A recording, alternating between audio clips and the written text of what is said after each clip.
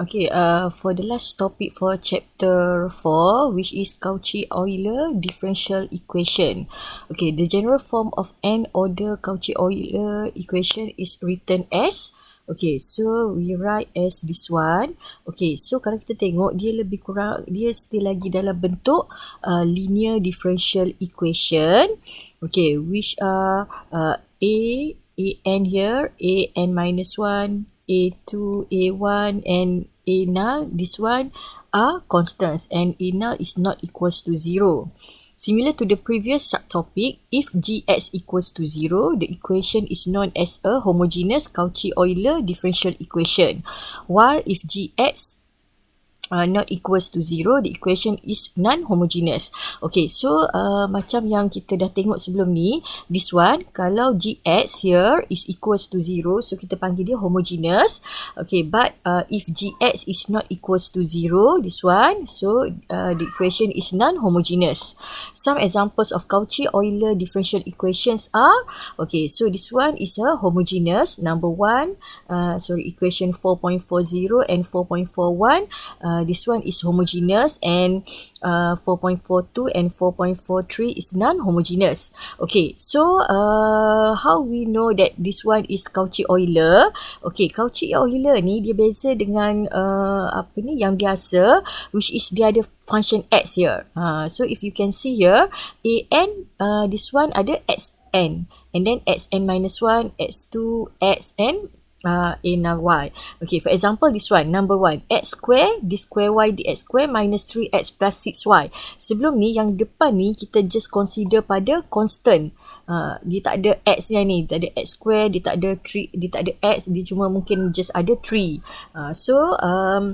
Yang membezakan Cauchy-Euler dengan yang biasa adalah dia ada function x. So this one x cube, dia ada x square, and then third one x square minus x dy dx, and then last one 3x4 d4y dx4 minus x cube d cube y dx cube plus y equals to x square. Okay, so the differential equation in 4.40 and equation 4.41 are homogeneous, and 4.42 and 4.43 are non-homogeneous. Okay, so now solving homogeneous Cauchy-Euler differential equation, okay, dia sama juga. Sebenarnya kalau homogeneous and non-homogeneous, maknanya kalau homogeneous, kita akan solve yang sebelah kiri sahaja, macam yang previous topik sebelum ni. Okay, kalau yang non-homogeneous, it means that we need to solve left and right. Okay, so kita akan solvekan kiri dengan kanan. Okay, tapi yang kalau homogeneous, kita akan solve sebelah kiri sahaja, but this one is Cauchy-Euler. Okay, so bila Cauchy-Euler, dia ada beza sikit banding dengan equation yang sebelum ni. Okay, so kita tahu this one is the general equation for Cauchy-Euler. Okay, so this one first, the exponent of each coefficient matches the order of the derivative. Therefore, by substitution, okay, we need to use this substitution. So yang penting sekali yang part ni, okay, which are y equals to xm, y prime equals to mx m minus 1 and so on. Maknanya kalau y double prime, kita differentiate lagi sekali this one. Okay, macam mana nak dapat? Kalau this one, kalau awak tak hafal pun tak apa, kita just kita just ingat this one.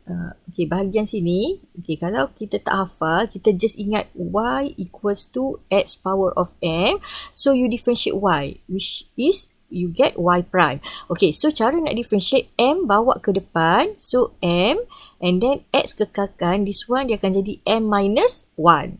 So dia akan dapat this one, second one, y prime. And then y double prime, maknanya kita differentiate lagi sekali, kita tulis m tadi yang kita bawa atas. Okay, lepas tu yang ni, kita bawa ke depan lagi, m minus 1, and then x, this one dia akan jadi m minus 2. So this one for second derivative.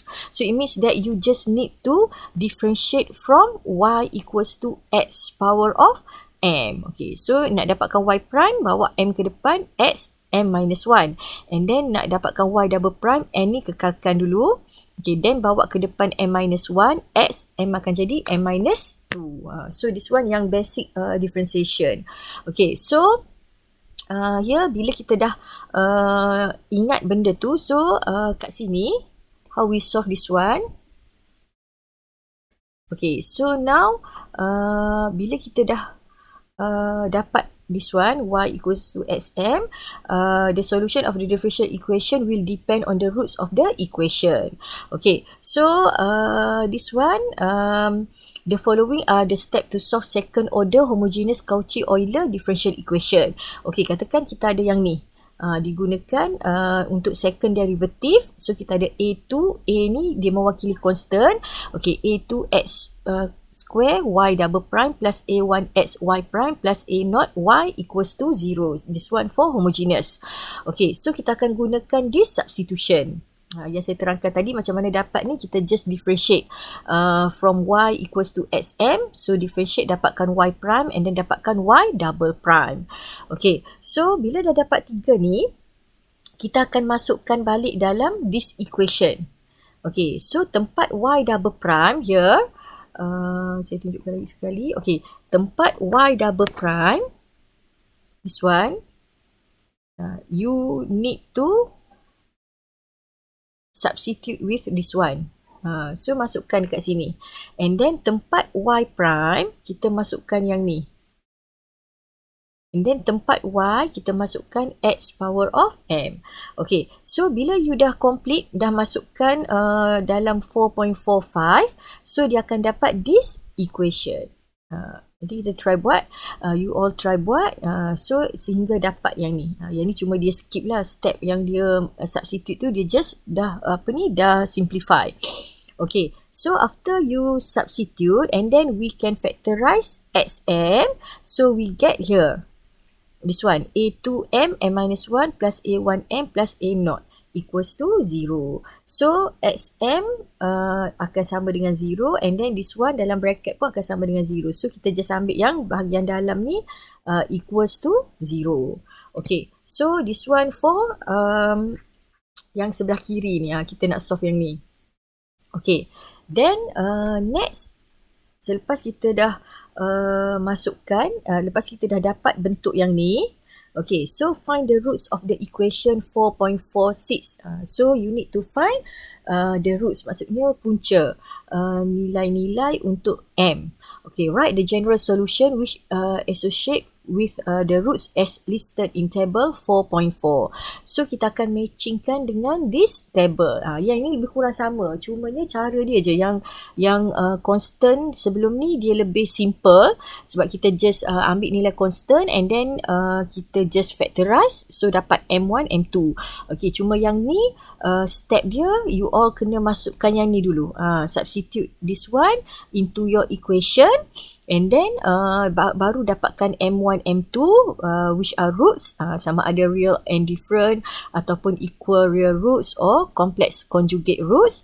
And then after you get all these roots, okay, so kita akan ada general solution. General solution ni dia akan matchingkan dengan roots. So kalau m1 equals to m2, kita akan dapat this general solution. Dia ni memang dah tetap. Okay, then m1 equals to m2, kita akan dapat this one. And then conjugate, kita akan dapat bentuk ni. Okay, apply the initial condition if any for a specific solution. Okay, so this one untuk Cauchy-Euler differential equation. So you all kena ingat this table. So table ni kena hafal.